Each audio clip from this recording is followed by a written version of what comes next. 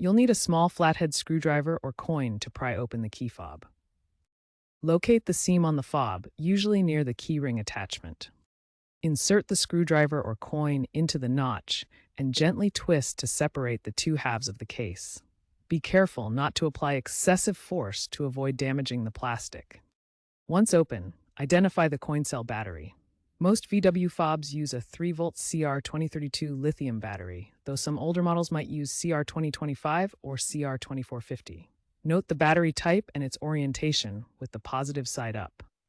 You can purchase these batteries at most retailers or auto parts stores for under $5. With the key fob open, carefully remove the old battery. Ensure you dispose of it responsibly due to its lithium content. Take the new CR2032 battery and insert it into the compartment with the positive side facing up, matching the original orientation.